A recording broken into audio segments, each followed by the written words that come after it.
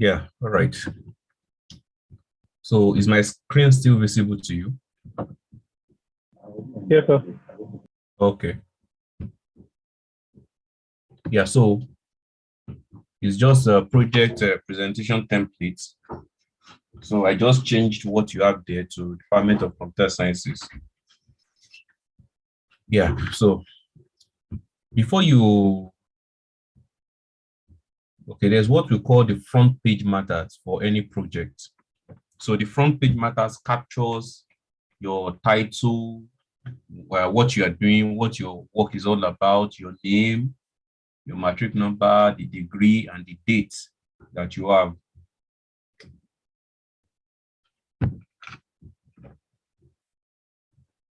So the title page should contain the title of your project, your name, matriculation number, your department in which the project is being carried out, the university, and the degree in view.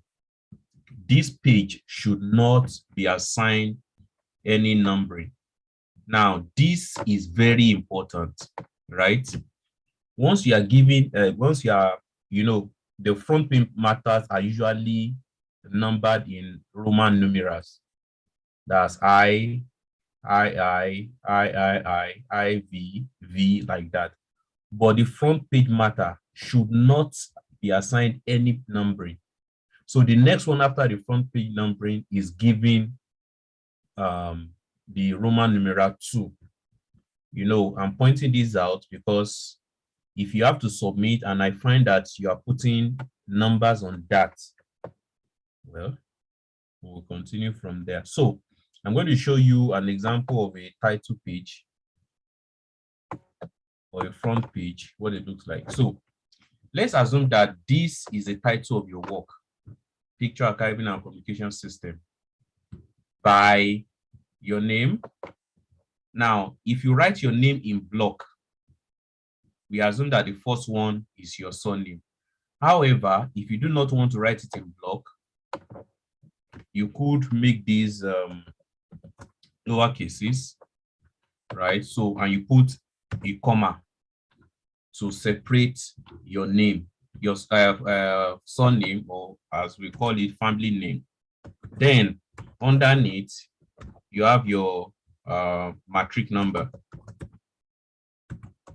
So can you give me an example of one matric number that you guys have? 19, what is your own matric number? 16. What? 16 0. 16. 16 0 8 0 080 50 56. That's right. 56. 56. So we have your matric number in this manner. So you see your title, the title of your work by so person, then your matric number, then submitted to the Department of Computer Sciences. This is an example I used, but for you to be submitted to the Department of Computer Sciences, University of Lagos, Faculty of Science, submitted to the Department of Computer Sciences, Faculty of Science, University of Lagos, in partial fulfillment of the requirement for the award of degree of Bachelors of Science. Then you write, I think is it BSc you are giving, right? Yes, sir. So you write BSc honors in computer science. Now, you are having a BSc honors in computer science, not just BSc. It is important that you put the honors so that you don't have to go and do like another postgraduate diploma when you want to go and do a master's. You are spending 5 years in the universities because your last year is the honors class. Then the date. Now, the date should always be in the center, right? Now, have you seen? Okay, let me make it smaller so that you see the whole content. Now, can you see what the front page matter looks like? Yes, sir. Reduce it further. Now, this is what Yes, the sir. front page matter looks like here. Can you see it clearly? Yes, sir. So you can see what the layout is, your title by your name, matric number, submitted to so.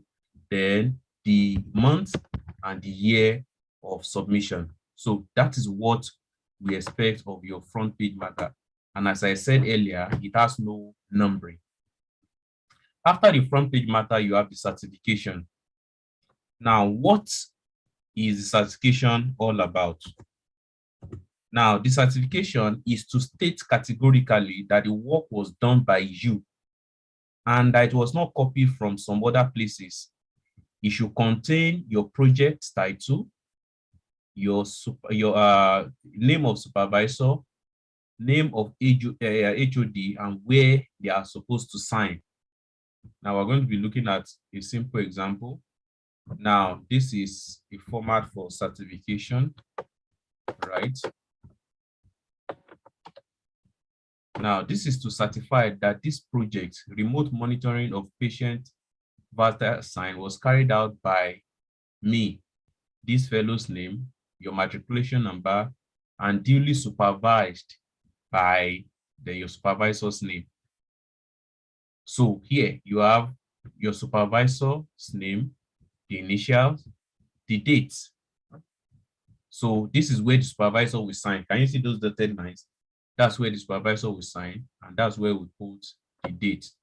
Also, the HOD will also have to sign. The HOD is Professor Adewale, where we sign, where his name will appear. Is there any problem? Do you get it up to this point? Yes, sir. Yes, sir. Yes, sir. Okay.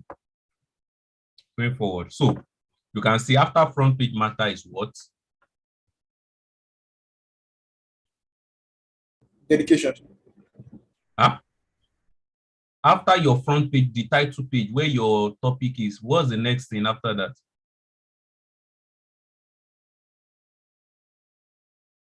The topic page, where you write the topic by then our name and matrix. And what's that section called? The topic page. The topic page. Are you listening to what I've been saying since?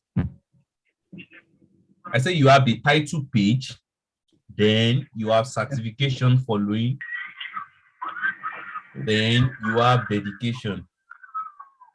Apparently, you guys are not paying attention or something. We are paying attention, sir. All right, so dedication. Dedication is a form of assigning the success of your project to someone or something. Now, of course, in Nigeria, we're quite religious. So this is an example. Dedication. This project work is dedicated to the giver of life and wisdom, the Almighty God. Now, if this is not your thoughts, you have to write out who you want to dedicate your project to. Now, one important thing about writing a dedication and also acknowledgement is that we do not allow the use of nickname. The name of the people you want to acknowledge or dedicate your project to must be written in full. Their first name and their last name first, followed by their first name. So their surname, then their names in full. Don't say, I want to thank T-Money. I want to thank Shady Guy. We don't allow that for writing such an important document. Then after dedication, you have acknowledgement. Acknowledgement is a practice in project writing to appreciate and give credence to all that made the project work a reality, either directly or indirectly. In academics, however, after thanking God, then I put if you believe in one, I believe in God anyways. The next person is your supervisor, followed by academic and non-academic staff, your colleagues and other people you may want to appreciate. Now, this is an example of one of the acknowledgements I used. So I say, I'd like to acknowledge the sustaining power of the Almighty God for wisdom and understanding. I'd like to acknowledge the effort of my supervisor, Mr. Famutimi, for taking the pains out of no time to attend to me. Acknowledge the effort of the academic and non-academic staff of the Department of Computer Science for making my stay a worthwhile one. I say God bless you.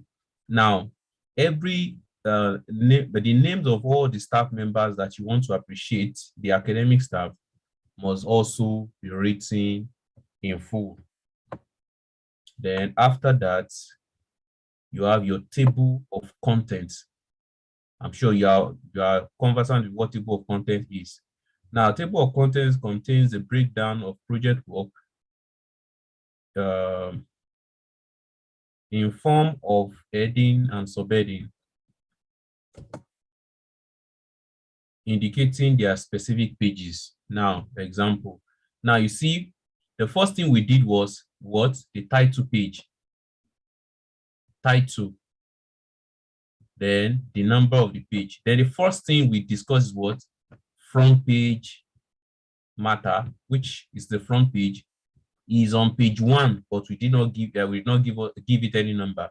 Certification is the next on page 2. Dedication, page 3. Acknowledgements, abstract, then table of content, list of figures, list of tables. Then you have other things in the body of the work. So your chapter 1 is you have introduction, preamble, statement of problem, aim and objective, justification, scope of study, methodology. Chapter 2, review of relevant literatures. Chapter 3, methodology. Chapter 4, results and conclusion. Chapter 5, conclusion and recommendation. So that's what you have in your table of contents. Then you have reference and appendix, right? So the next thing we're going to be considering is the list of figures. So the list of figures contains all the figures and their respective pages in your projects, in your project report.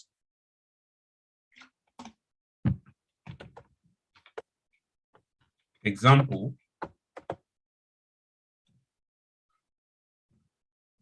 So now look at this very carefully.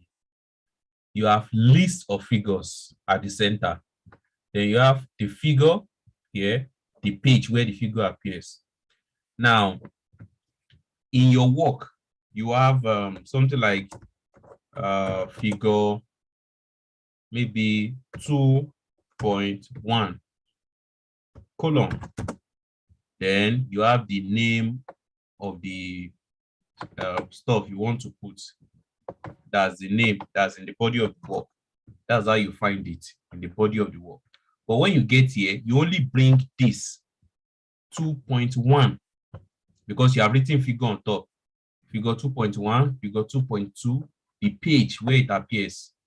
The page where it appears. So you don't have to be putting figures here like this again. No. This figure on top. This figure on top has taken care of all these figures that should be in front of it. So you just say 2.1, the page, 2.2, the page, and you go on like that. You understand that? Yes, sir. Okay. So the next thing is the list of tables. And of course, I think when we were discussing last week, we made mention that if you want to give names to figures, where will the names be?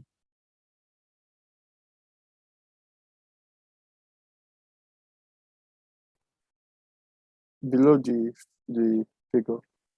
Okay. Then for tables. It's up on top of the figure. On top of the table, sorry.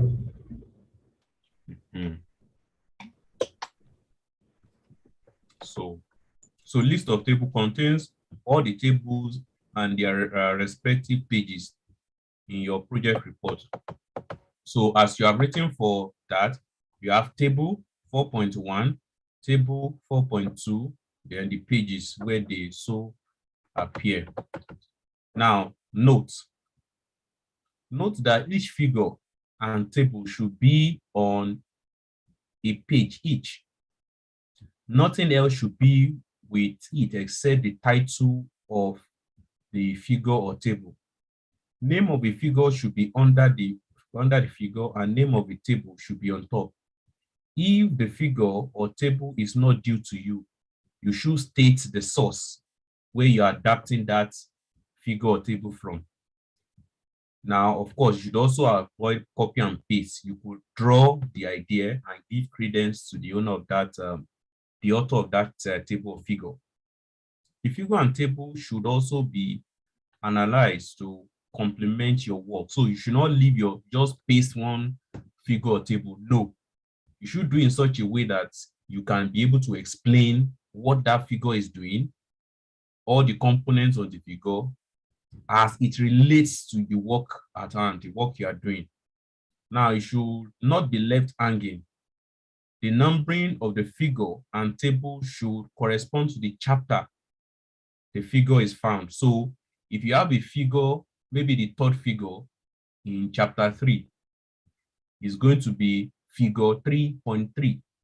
If it's the fifth figure in chapter 4, it will be figure 4.5. Then the name. So you should be conversant with that. A figure found in chapter 2 and is this third figure is labeled figure 2.2 conceptual framework. So this is an example. This is the 15th table in the work in chapter 4. Now showing the extent of our implementation, right? Then for figure, you have the name underneath. Then the source of that figure is the DICOM Standard Committee. So you should be conversant with that. So abstract. Abstract contains the summary of your work in 3 paragraphs. Now, please listen and listen carefully at this point. It contains the summary of your work in 3 paragraphs. Now, the first paragraph is to introduce the work and the problem you want to solve. So it's a form of preamble and problem statement. Then the second paragraph will tell us your methodology. That means how you intend to solve the identified problems and how the methodologies you use or the methods you use. Then the last paragraph is to tell us about the solution you have come up with. That's your result and discussion. Then the conclusion. So 3 paragraphs, 200 to 250 words. So this is an example of an abstract. You see the first paragraph introducing the work to us. The second paragraph telling us the methodology. Then the third paragraph telling us the results. Now, referencing, the referencing style that you're going to be adopting is the Harvard referencing style. So please get yourself acquainted with the Harvard referencing style, so you can at least know how to cite papers. Now, these are the things you learn how to cite. You learn how to cite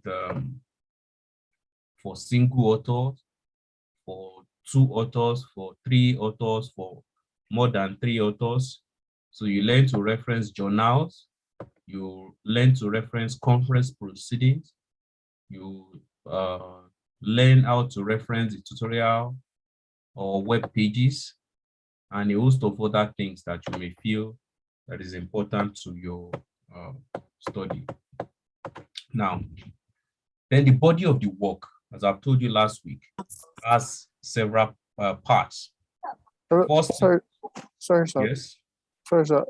For that referencing, the referencing, is it just like that format that's used? That if we use maybe journals and we use YouTube, we should just list it like that? No, Or what are I we display going to here put- is for APA 6 referencing format. So Okay. you look at Harvard references style, how you can reference 1 author, 2 authors for journals, conference proceedings. Then if you download a web page, how you can reference it and how you can cite and list it Okay, sir. Okay, sir. Yeah, Thank so you, sir. that's important. Now, for the body of your work, generally you have 5 chapters, as I've said earlier on. You have chapter 1, right? Then you have chapter 2, you have chapter 3, you have chapter 4, you have chapter 5,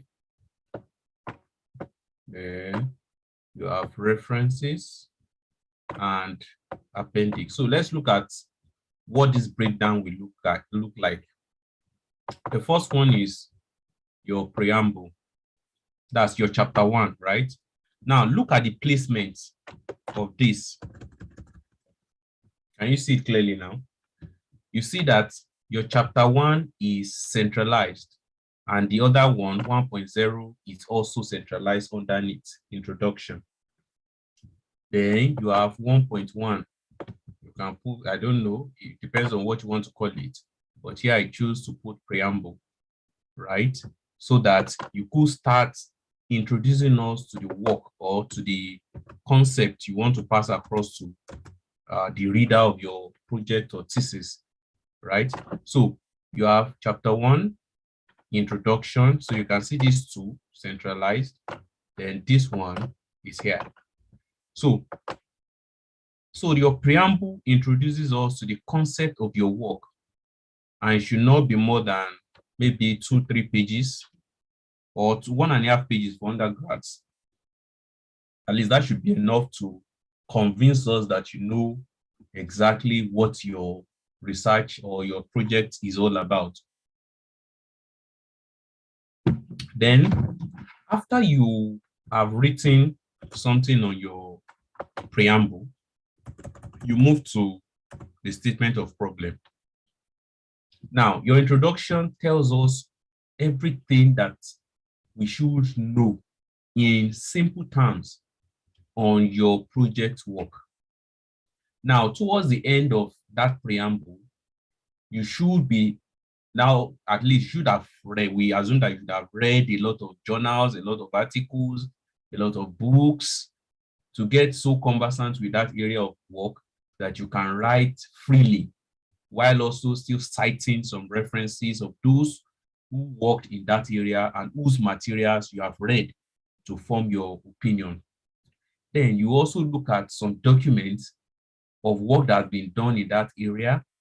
Then you look at what are the lapses or what are the shortcomings or what have they not covered in the work that they have done that you can leverage on to push further on your own work.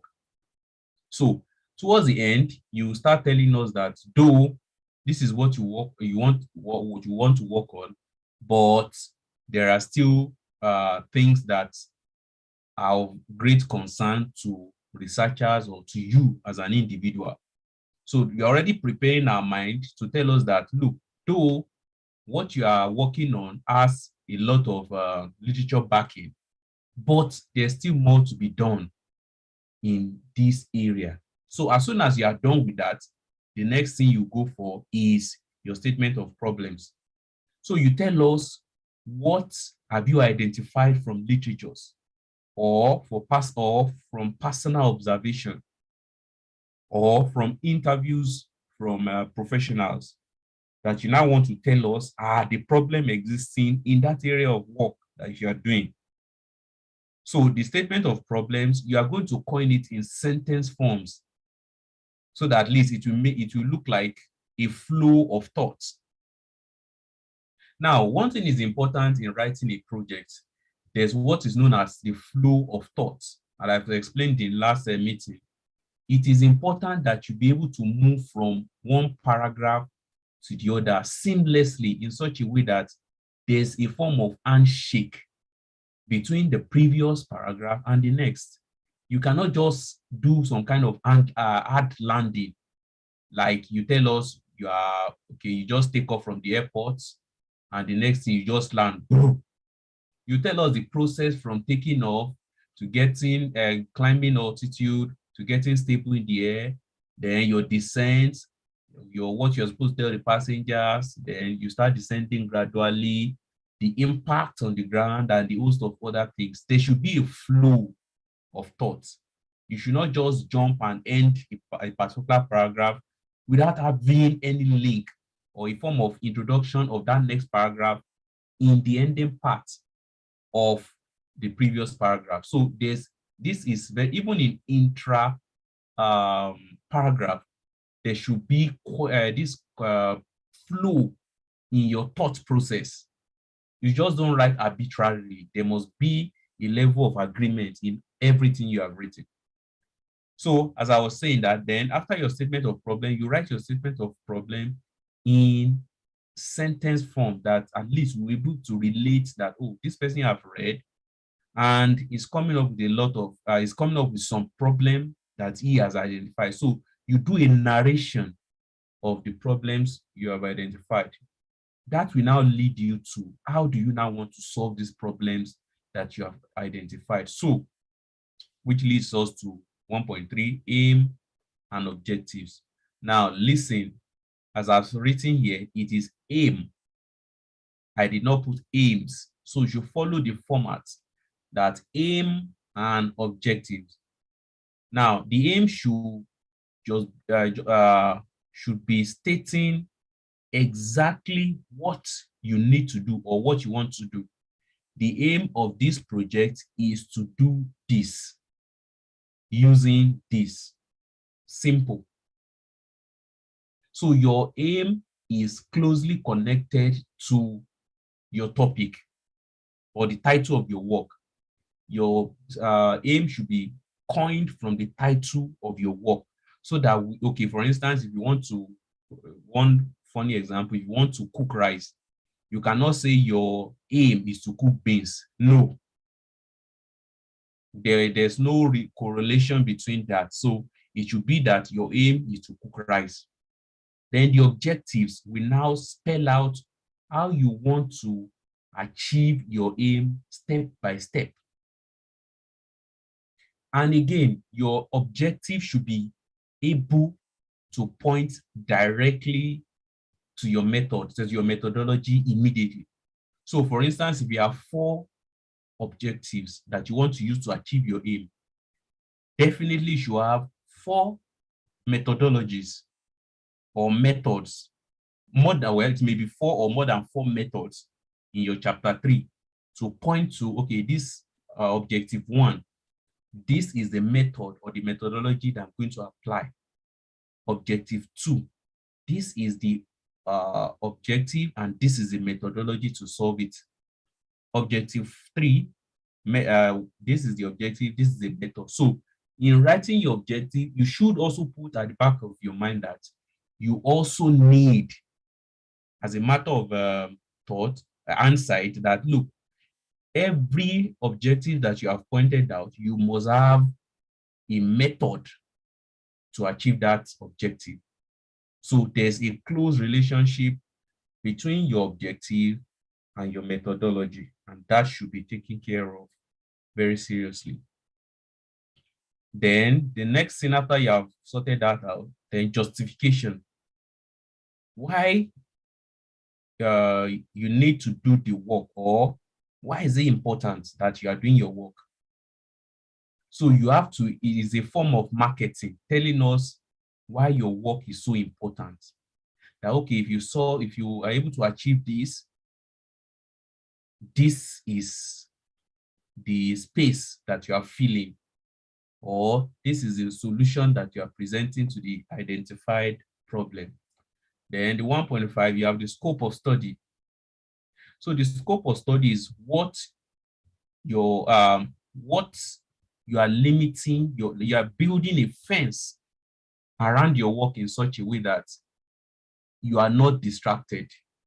For instance, if your topic is discuss how to cook jollof rice or Nigerian jollof rice, then somebody is asking you, so why don't you tell me how to cook beans? But if you have put your scope that the scope is limited to cooking Nigeria party jollof rice, so somebody asking you about cooking beans is out of line, right? So those are the things you look out for. Then methodology as an undergraduate in your chapter 1 should just state how you intend to carry out the project. That's all that is needed. Then once you are done with that, then let me quickly point out that this whole portion, right, is what you will submit as your proposal. That this is what I intend to do generally, right? And at least you follow all this breakdown. So you now fill it in with your thoughts going forward. So chapter 2 is about literature review.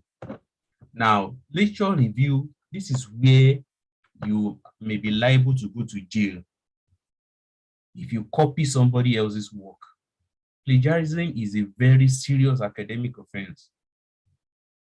It is like you are robbing somebody of his property or his or her property. So that is why instead of involving yourself in plagiarism, you should go back to your secondary school days where they say, read this comprehension and do a summary of it.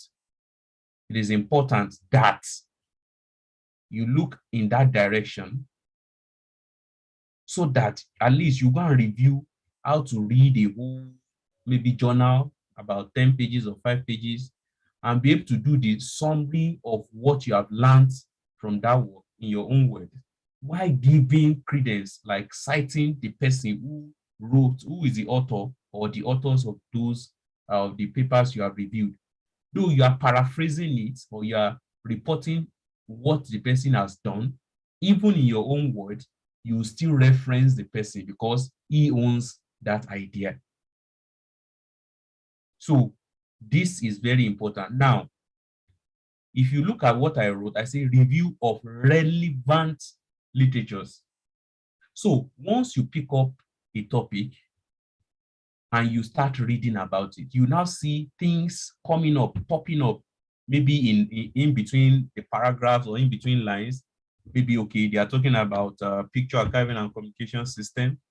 Now you look at, okay, what are pictures? What is archiving? What is communication system? Then you now look at it that, okay, the people who came about picture archiving and communication system, are they just viewing it in the light of just picture archiving? What types of pictures are they going to archive? Then you start looking at DICOMs, the picture stored in the DCM DICOM format. Then you start looking at other issues in that area and you start reviewing things that as they come up. Okay, you look at pictures. Oh, you now say, oh, pictures in medical lines are called images.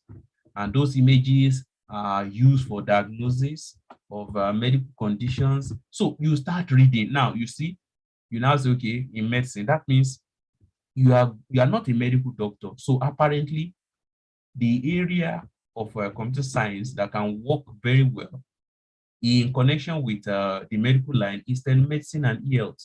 You go into telemedicine and e-health again. Then you now, oh, telemedicine is this. You look at types of telemedicine. You look at what is e-health, what is the difference between telemedicine and e-health. You continue until you're able to satisfy, you are able to do a good review in such a way that your thoughts have been clearly articulated, and you now look at, okay, what work has been done in that area that you are working on.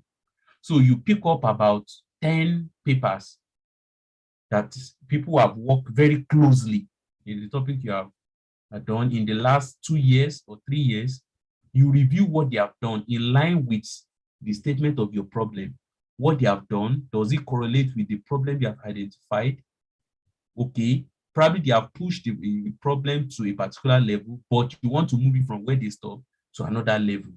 So you tell us, number one, you tell us the author, right? That's relevant review of similar works. You have the serial number, name of author's name, the title of the work, what the authors did, then what are the lapses, which is in tandem with your statement of problems, right? So you do that for about 10. So you now do a conclusion at the end of your chapter 2 that haven't reviewed several literatures. These are the things that you have seen to confirm that this problem really exists. Hence, we propose solution to them. Then you go to your chapter 3. So your chapter 3, you remember I told you that your methods should have a correlation with your objectives. So your first objective will now come as, will you provide solution to that objective in your methodology. So you tell us, okay, let's say you want to acquire images is your first objective. You tell us methods that you want to use to acquire images, things you are going to do, maybe patient privacy policy forms, letter of introduction to hospitals and all that to gather the images. So you report it properly. Then probably you want to do a pre-processing of the images. You tell us the method of pre-processing. You know, that's still objective 1. You want to populate medical images. So you still do processing there. So for objective 1, you can have about 3 methods, right?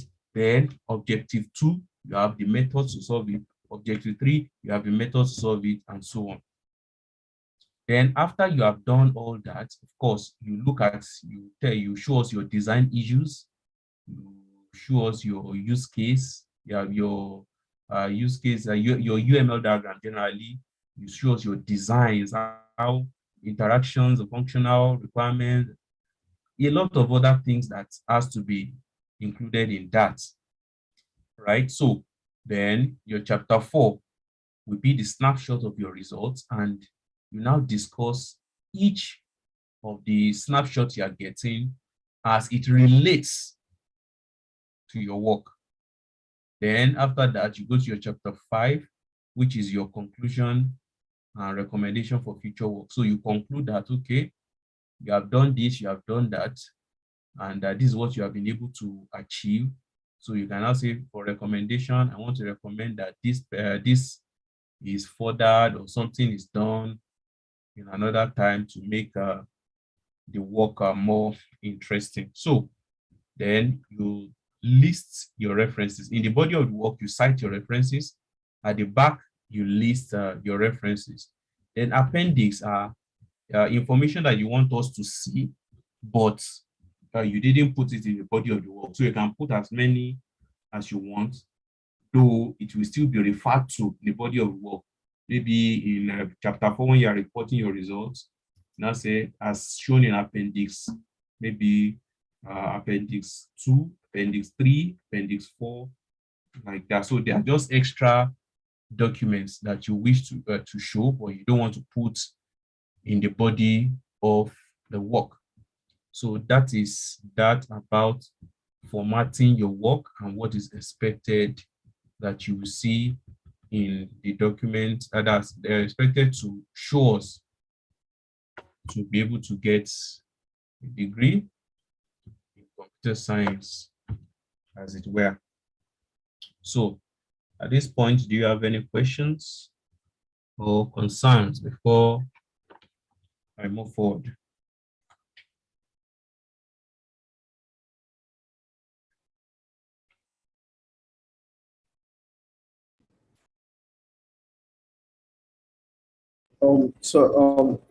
The question I have is, can we get like a sample of, can we get like a sample of, probably this sample? Can I do what? So can we get like a sample Of what? Like of the project, of like someone's project? I don't know, probably this sample that you have here. But you were not taking notes when I was presenting. No, we're taking notes, but I'm just looking at it like, since this is like a template for us. Okay, let me see if I can get the address of the YouTube. So you can go and look at it there.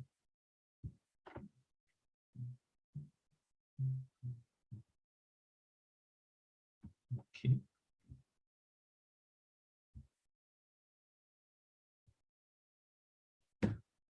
Yeah, just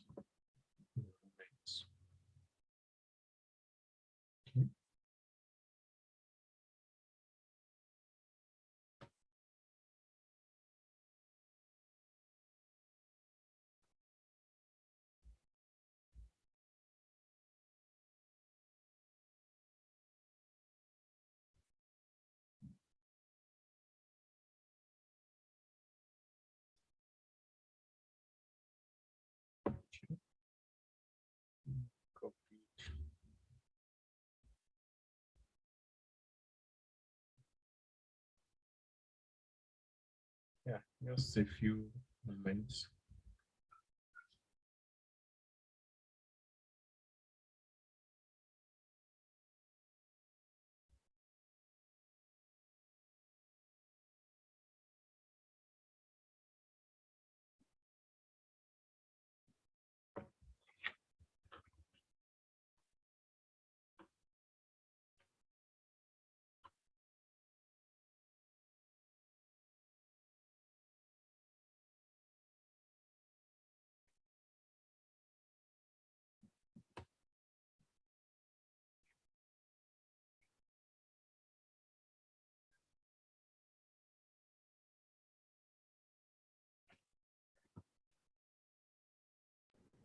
Hello, sir. Yeah, I'm still here. I want to paste the address to the YouTube.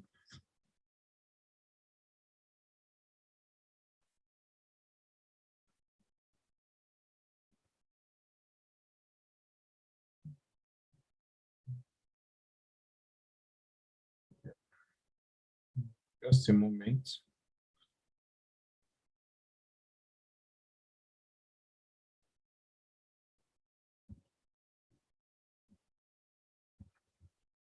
Yeah.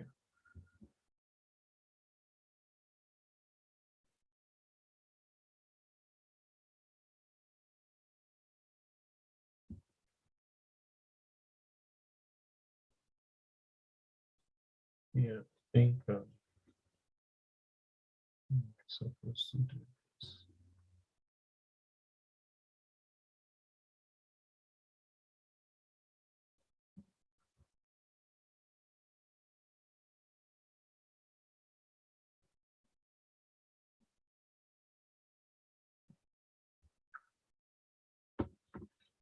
Okay. Okay, let me just paste it in now.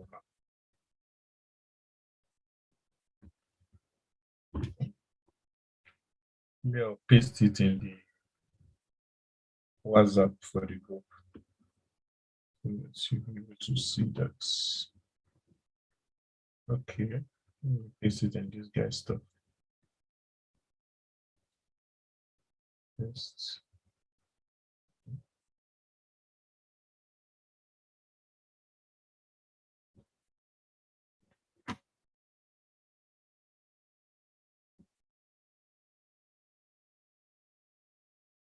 Okay, so Mayowa Ogunwole, I pasted it on your WhatsApp so you can share it in the chat.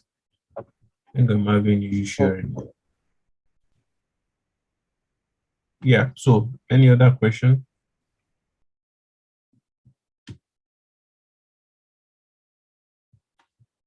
You can also leave your comment on the YouTube page. Exactly. Okay.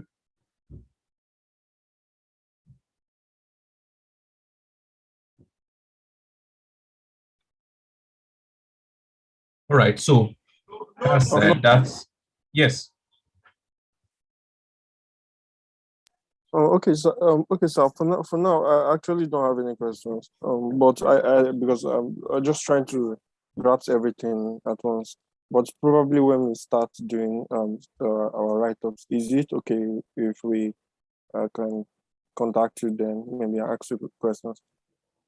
No, at least you have the document and you look at it. But for the only problem I'm going to be having if you are making unnecessary mistakes and if your work is not in conformity with what I've said so far.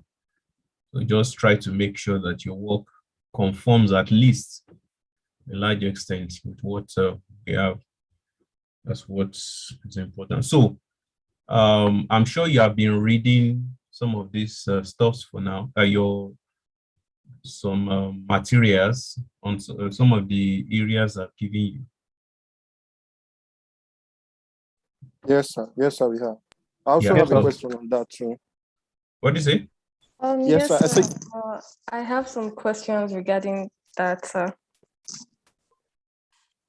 What question? Okay, I went through the ProtoGL software, which you told me to do, and I made research on it, and I was able to understand what the software does. But there was this part where you mentioned that the ontology should be accessible in any website. So that's the part which is a bit vague. Okay, what is needed in that area is that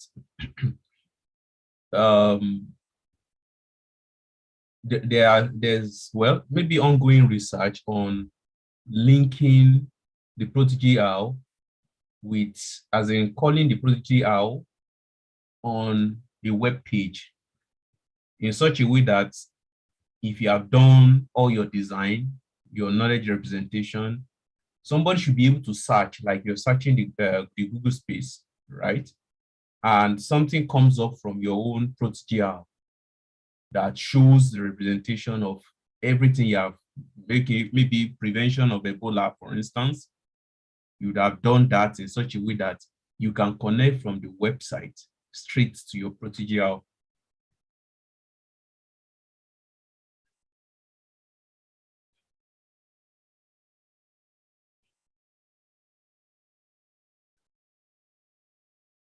Did you get that?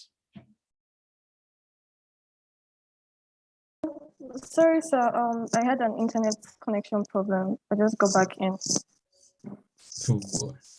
Yeah, what I was saying is this, that you will link a web page to your ProtoGL so that if there's a search that relates to what you have done, it can be displayed exactly as you have represented it on your ProtoGL on the web page.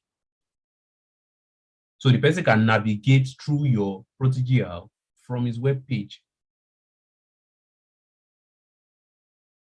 But the first thing you're supposed to even worry yourself about is the knowledge representation first. Yes, sir. I've been making research on that, and I got some documents regarding that. I even got one of your research book from ResearchGate regarding it. So I was able to understand that it has to do with entities and how to represent the relationship between each entities and many other things. So I'm still studying that, but it was just the part of, okay, how to represent it on the website that was just the issue. So that's why you're a research student. So just read more, you find out clues here and there. So that's about the crust of your own work. Okay, sir. So have you done any research on Ebola, on COVID and its variants? Yes, and sir. which other tropical disease are we looking at? Ebola, coronavirus, COVID-19, malaria. So I've researched on everything. I've researched on the variants, treatments, like everything that has to do with that. I'm still even looking, like I'm still digging for more information, and I've been jotting down how to represent everything and how to represent the relationships of all the viruses and treatments on Have you been able to ProtoGL. install the ProtoGL in your system? Yes, sir. I even did a test run for I did a test run with it with just few information that I was able to gather, and I actually going well, sir. And is it an interesting area for you? Yeah, it is actually very interesting. I won't lie, but the problem for me is just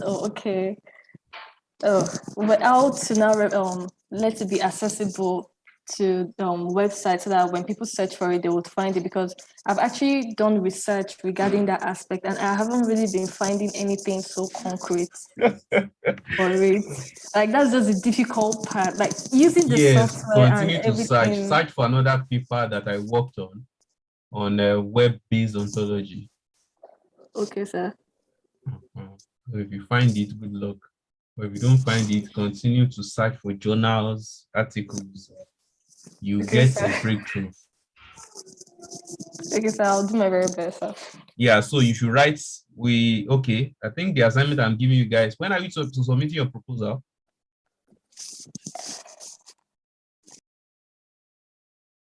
You said next week Monday. What are we having next week? Okay, I think I gave you 2 weeks from the last time we met. Okay, that's next week Monday. Okay.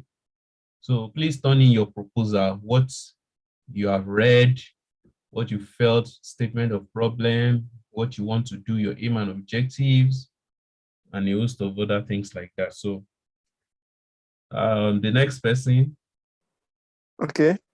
So, sir, about mine is the anonymization and pseudonymization of medical image.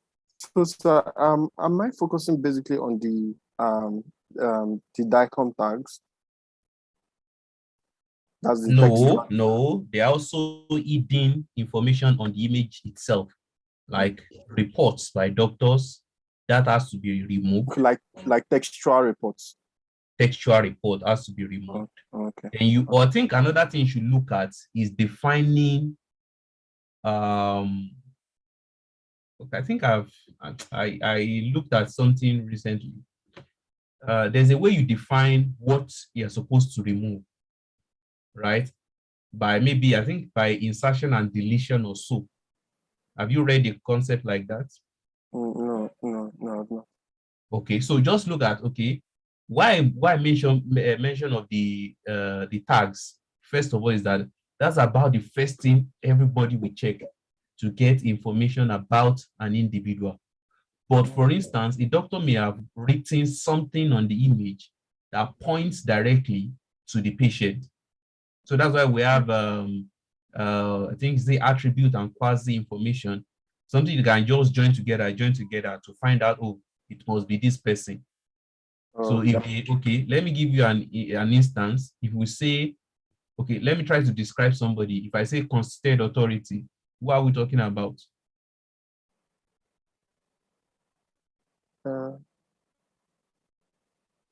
I didn't get it, sir. Come again, sir. If I say constituted authority, who am I referring to? Someone in the government. Yeah, no. Somebody said you don't disobey constituted authority. That's the late Ajimobi, the former governor of Oyo State. Okay. So you see, when such information that is not as directly related to the person can be used to link a particular medical history or medical data or information to an individual, then that anonymization has not achieved what it should have done. So you are going to anonymize the tags, then you are going to anonymize the textual information embedded on the image, and a host of other things that you feel can give out that person. Okay. So so is this going to be something that works for any DICOM file or the particular DICOM file I use? Every DICOM file from different imaging modalities. Okay. But because of the sufficiency of grayscale images, that's what the database you are going to build, that you're going to work with.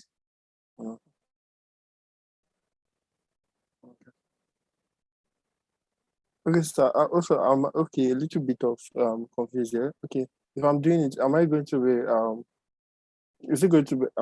like produce maybe an app or something to be You're able going to to develop a software, like an installable software, executable software that can be installed on several computers.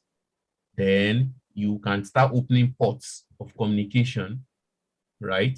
So that at least if we pick up a particular image on one system, then that system is anonymized. Then we can also pick that image that's been anonymized, then check if we can still get the DICOM tags using a DICOM viewer.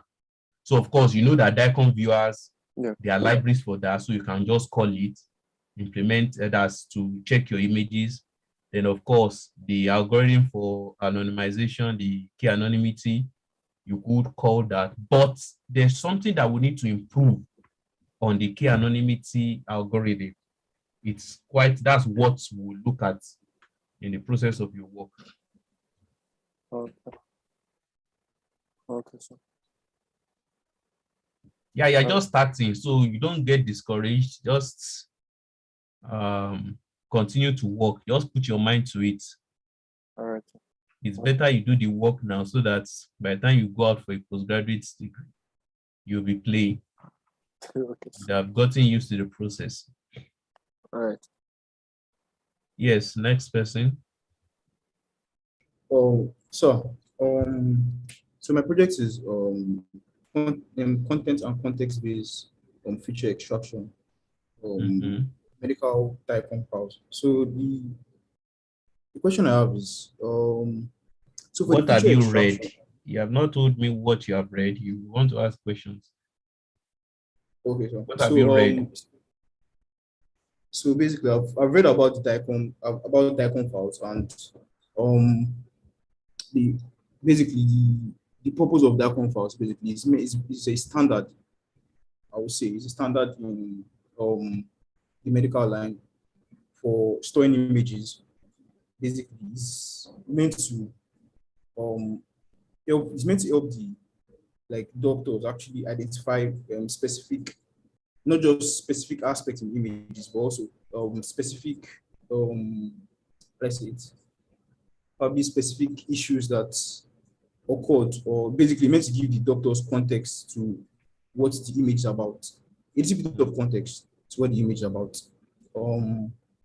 And also, it's the reason why DICOM was created was so that it could actually help the patients keep their records safely, because you don't want someone's records to be out there and then people sharing it around, and people sharing different images saying that this is somebody's image or somebody's x-ray, or the x-ray of a specific person as a JP file, as a JPG file, as a PNG file, or something like that. So that's why they DICOM files.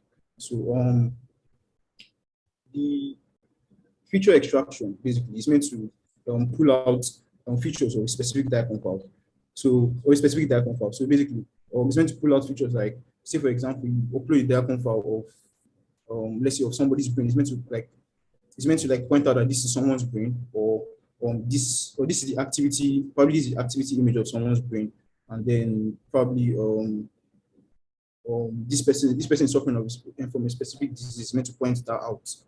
So that is the context, and that is the content part of it. And then the context-based part of it is there is specific, actually context part also is there. So there is specific events that are occurred that made this file actually exist. So let's say, for example, the person is suffering from a specific disease or something like that.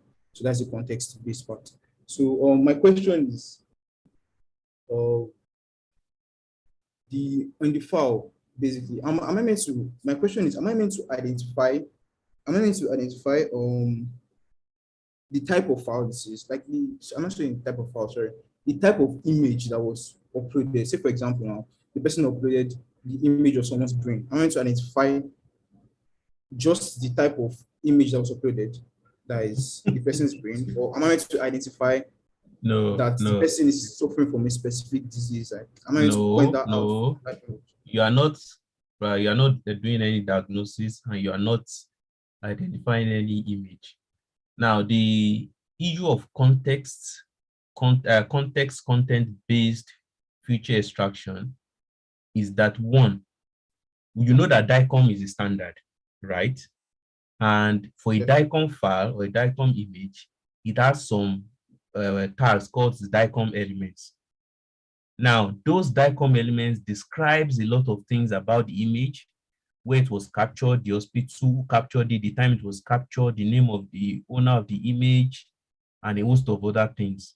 So those tags are used as descriptive tags about that image. So in one of the works that was done, those DICOM tags could serve as the context, like a descriptive context, They are anything that is descriptive is contextual in nature. Context. Now, but anything that is inbound or is inbuilt on that or in that image is called content.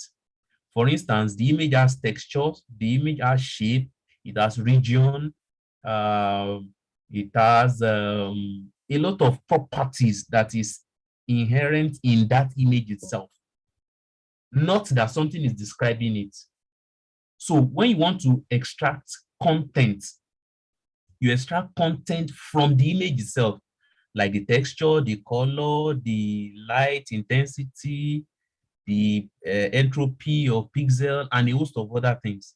But for context, it has to do with things describing that image, like the tags, like the what the doctors write on the image, like the other candidate was asking. So those are context. Anything contextual is describing the image, but anything that is the property of that image is content. So for instance, yourself now, your name, your date of birth, your phone number, those are contextual description of you.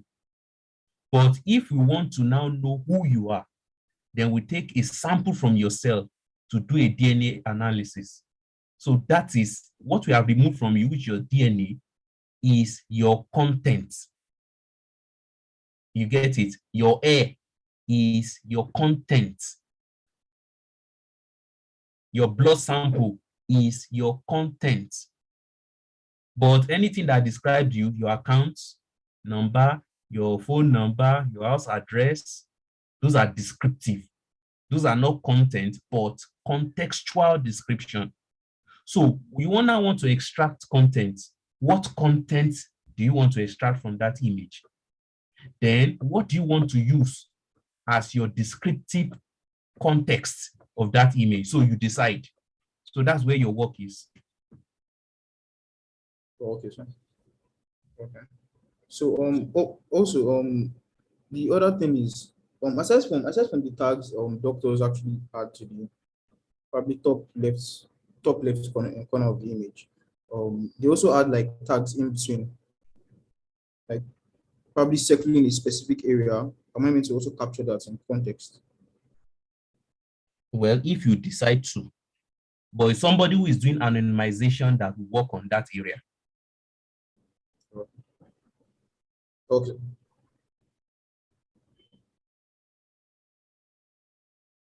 So once you are doing anonymization, it's just to sterilize the image. You know, when somebody is sterile, it's not able to produce the next filial generation. So that means it cannot be identified in the next generation. So the same thing for anonymization. So, but you look at those tags. What is common to all the images that you can use to describe all images coming in DICOM format? Then you now take one major or two major contextual property of the image, like color. In color, you can use RBG or HRBG or something. You could use texture. You could use what's the name?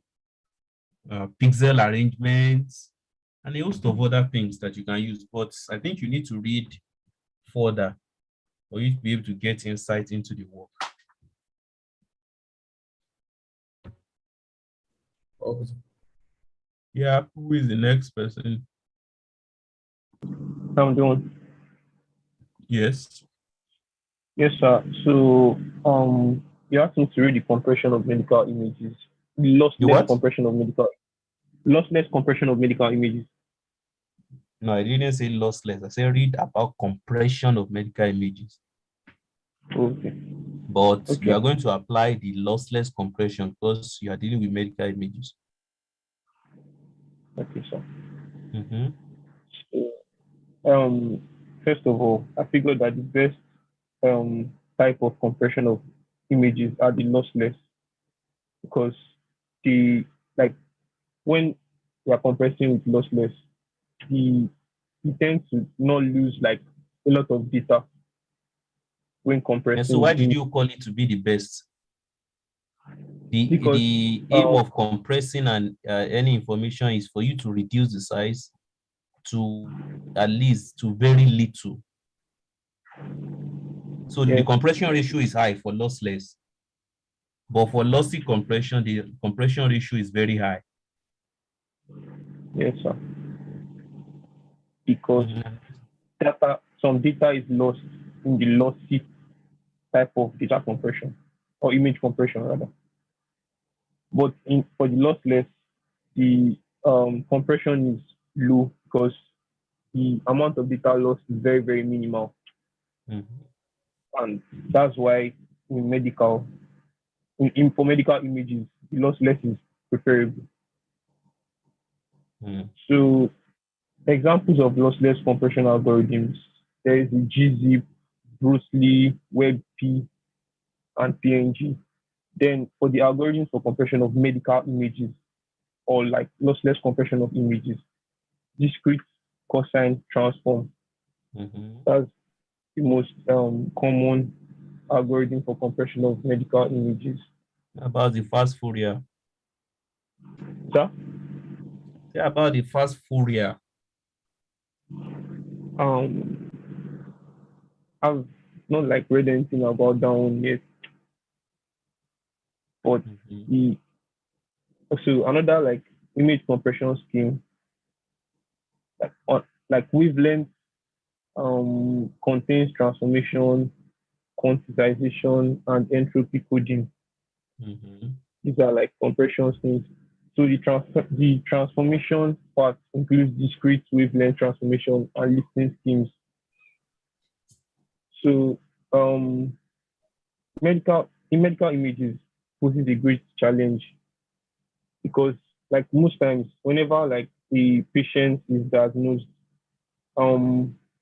if for example now lossy compression is being used, when the image data is compressed, there will be like a lot of loss of data. So whoever is reading the image might not get like the whole data or like even get like a complete diagnosis of what the patient is going through or what is happening to the patient because there has been like loss of data during compression when using the lossy compression algorithm. All right. So it appears that you guys are doing some work and you are reading up, and that's quite encouraging. Well, the first test of the work you have done so far is when you put up your proposal.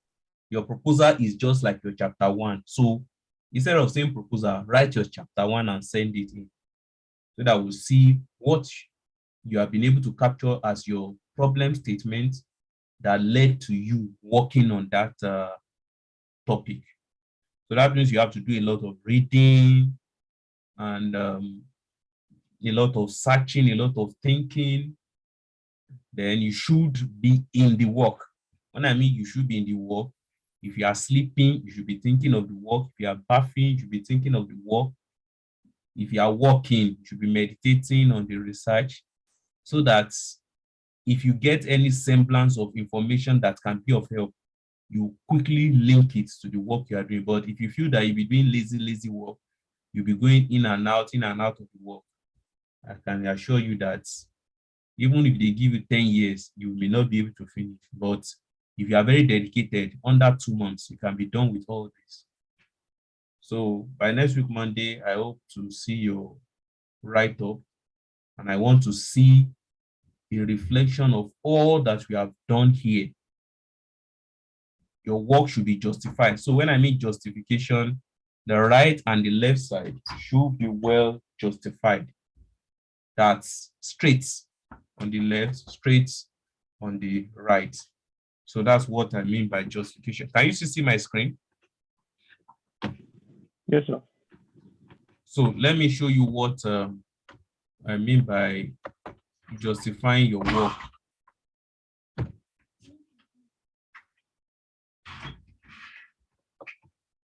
Okay, now look at this page, title page. You can see, right?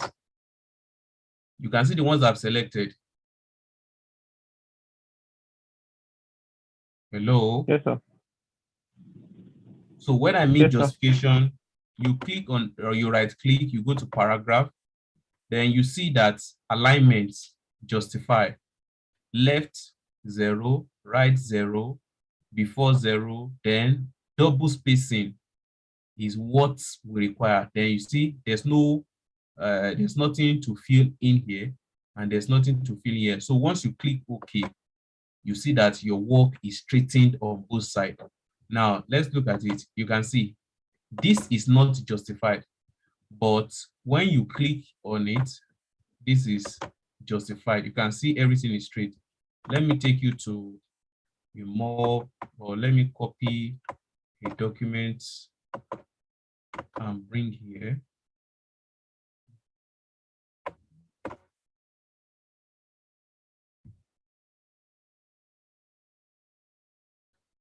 Okay.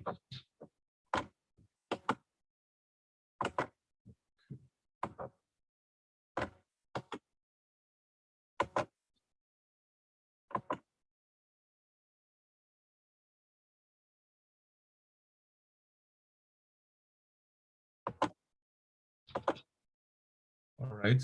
Can you see my screen now?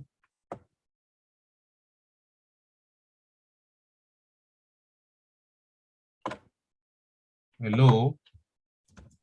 Yes, sir. Can you see my screen? Yes, sir. All right. So I'm trying to paste something. Now, can you see what I've pasted? Yes, sir.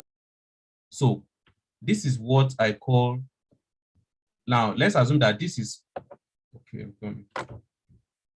Let's assume that this is what you got, or this is what you have typed. You can see this edge. Are you seeing my cursor?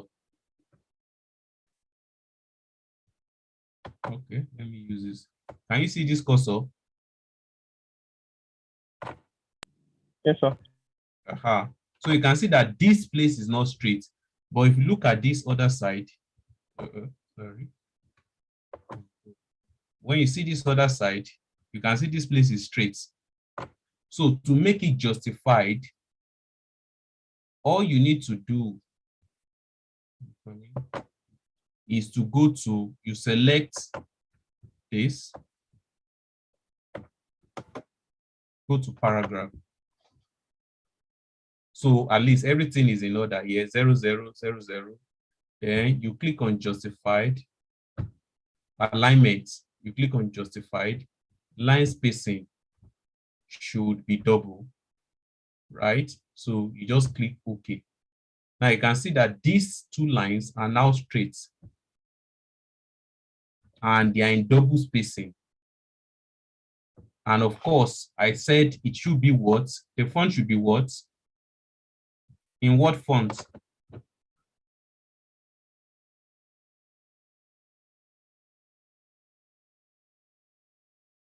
Time Romans. Yeah, you guys still in this meeting or you are sleeping? Right, yeah. Time Romans. So it's going to be in Time New Roman. There's that Time New Roman. So here. And font what? What's the size of the font? Font size? 12. So this is all you need to do to justify your work and put it in standard. So any page you type should be well justified. So that's all for today's class. Gentlemen. Sir, please I have a question, sir. Yes. Yes, sir. I'm meant to work on like the compression You're of meant to work medical on what? images. The compression of medical images. So The my what? question is compression of medical images. Yes. Yes, my question is what exactly am I supposed to come up with? Or like what yes, what am I supposed to like present or come up with? Well, I don't have any answer to that question. You are telling me to tell you what you're supposed to do in your project work. No, sir. No, sir. What I'm saying is like I know I'm supposed to come up with a solution to something, but I don't know then that means you have Like not an read algorithm. enough. You should go and read further. You get to know what you're supposed to do. Okay, sir.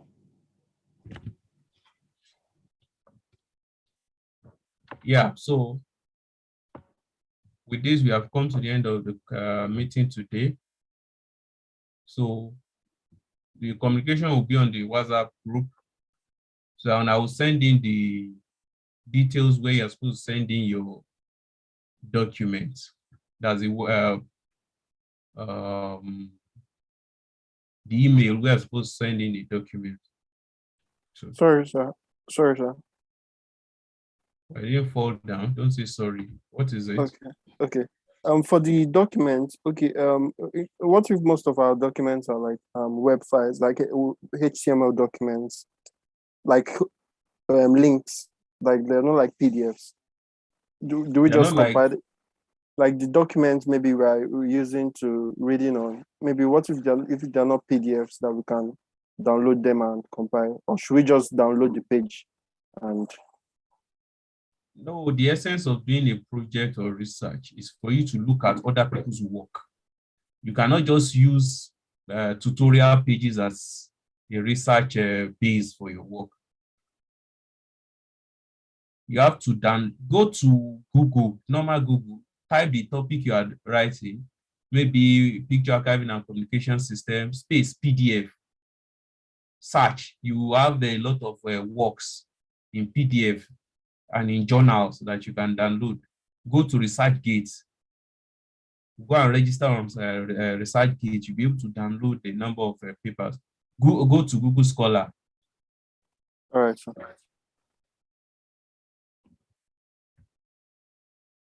Yeah, any other question before I close?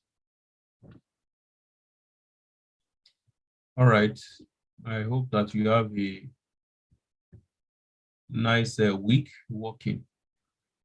And your work is due by 6 p.m. on Monday.